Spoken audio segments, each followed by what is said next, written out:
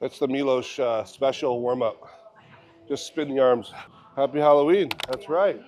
Big Halloween day. We went and got a pumpkin yesterday. We're going to carve it tonight. Brett was very excited about that. His kid, does he have a costume? Wow, so Brett wants to put him inside the pumpkin. We'll cut little leg holes and put him inside. I think we'll do that tonight. He had a little, he has a little candy corn outfit. Yeah, so it's a little Halloween-y, you know? Yeah, it's cute.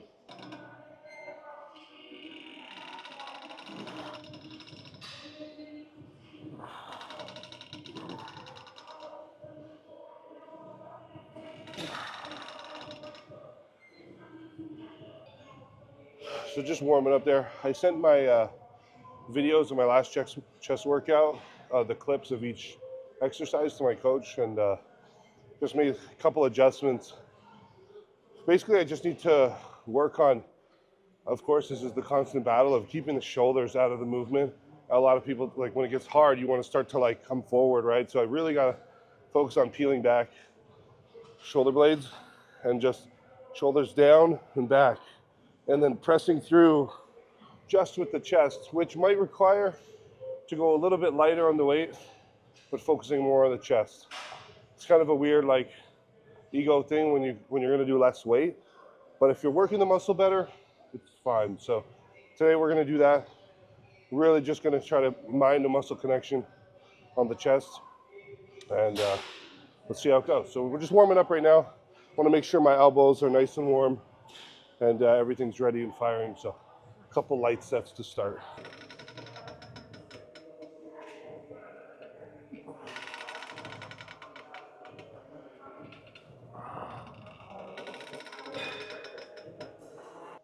It's like when you think you have your shoulders back, there's always another notch you can pull them back.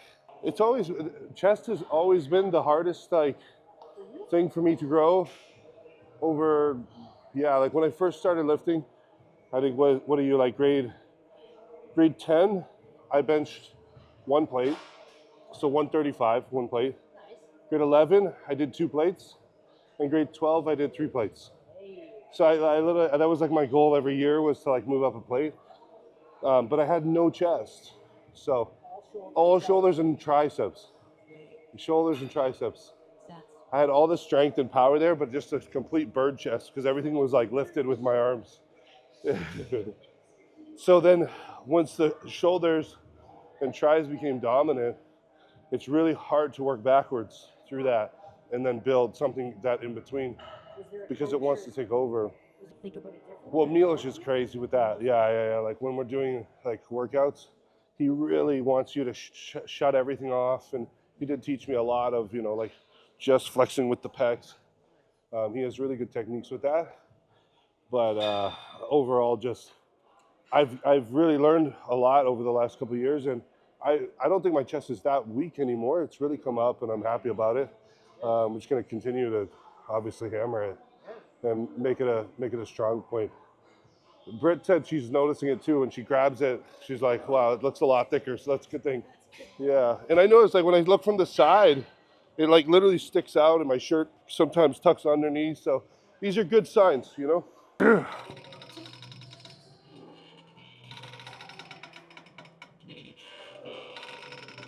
Okay, so I don't want to do too many reps on that, but I feel pretty good and warmed up.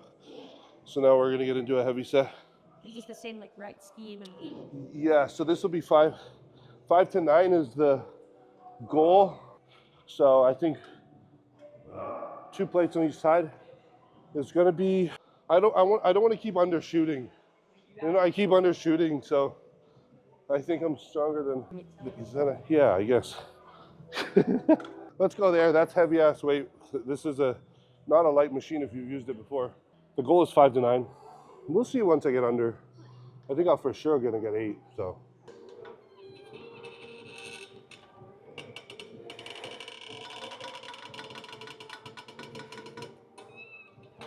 Sure. Sure.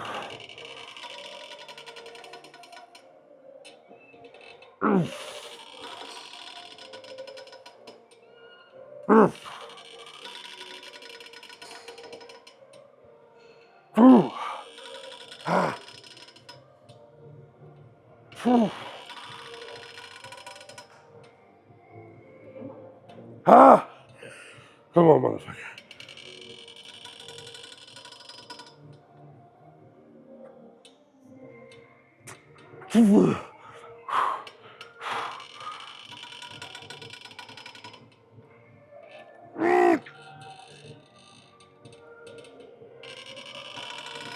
Wow, holy shit. That was 9.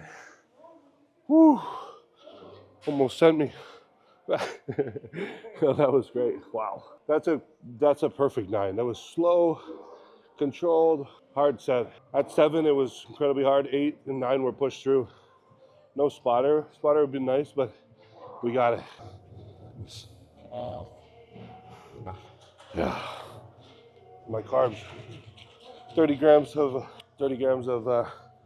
carbs from glycable. 15 grams of EAs from amino dex. They come in little packets. Now I do 2 packets. 1 gram of salt and 5 grams of creatine. You can literally feel the pump coming on as I'm drinking it. It's so great.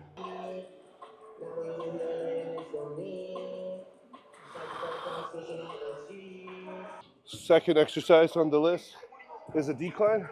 Going with this bad boy today, called Nautilus Leverage. This thing gets heavy pretty quick as well. That's why I really want more of that lower pec. So when you're in that side chest, you want that pec hang. It's the goal with the decline stuff. After this, we go into dips, which are again, like kind of that lower pec. Dips, I really feel in the middle of my chest. I feel that pulling apart. I do assisted. I've done assisted the last 2 weeks. I could probably do like, obviously like with no assistance, but I feel like it just helps me stabilize just a little bit for now. And then I'll eventually get to like doing none at all. But the little bit of assistance, I put like 50 pounds on it, which is, I'm 300 pounds, right? So still 250. And I can, at least with that, because I'm standing on it, I can kind of push myself forward a little bit and put myself in a better position for just working my chest. It's still working those stabilizers, not as much as if I took the stand right out, but we'll get there. We'll get there maybe next week or 2 weeks or something. Just ease our way into that. Because if you don't do dips at all, and you're just doing bars and bench, like just doing a lot of machine work, and then you go into dips, your things are going to feel a little bit raw because it's a full body weight movement. It's working all the stabilizers that you don't just hit on a machine.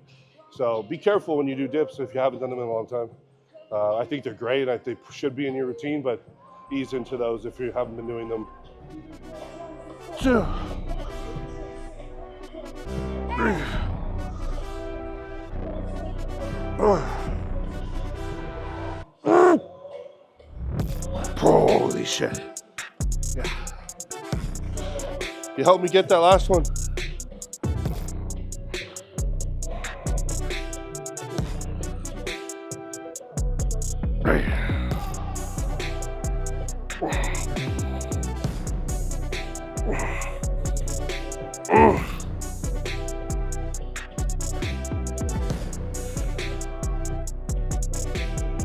Hey. Hey.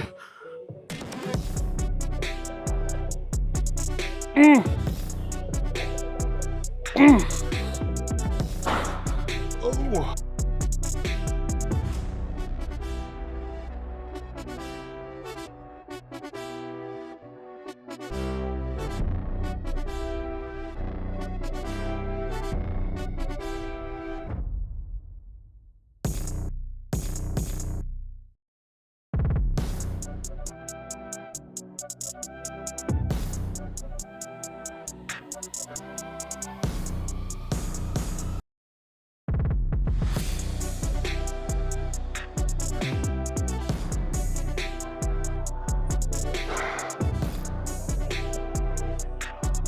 See.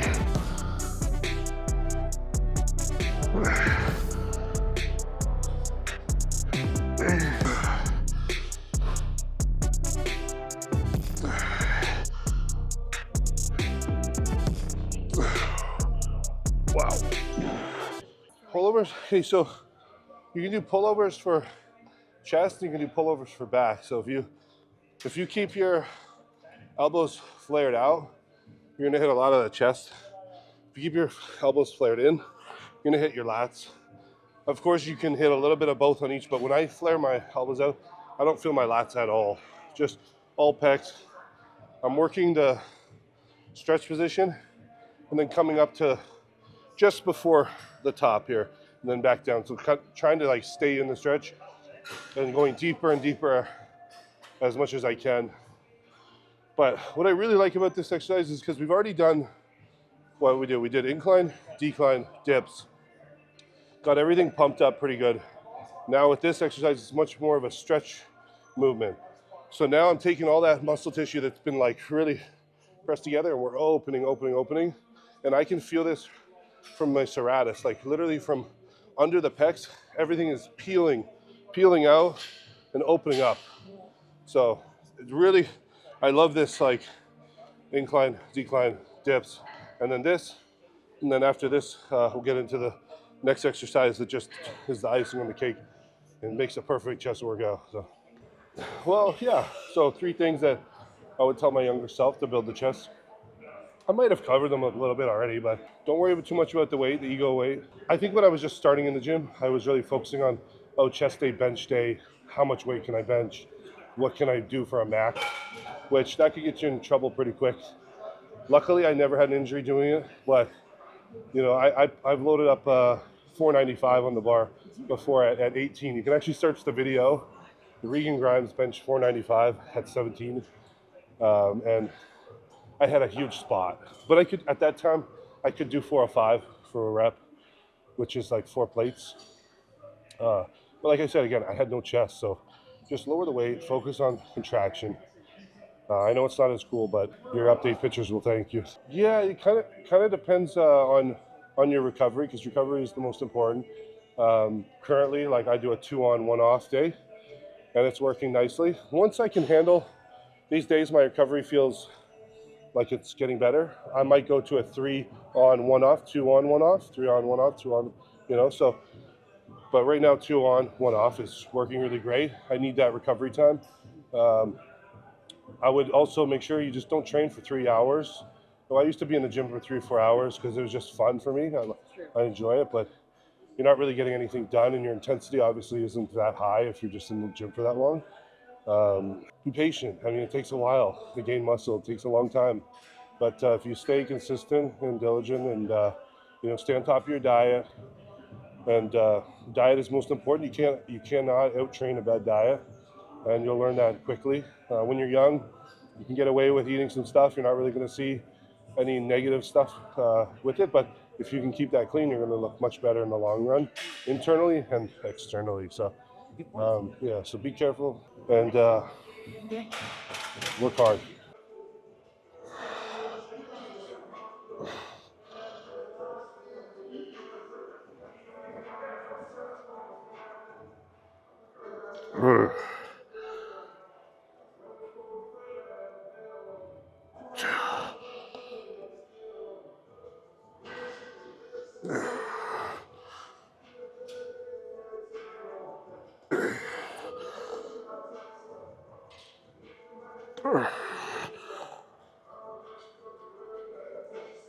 Hey.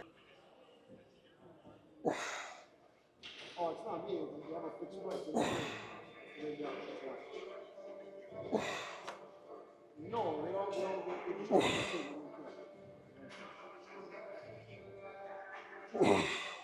Oh, no. Trust me.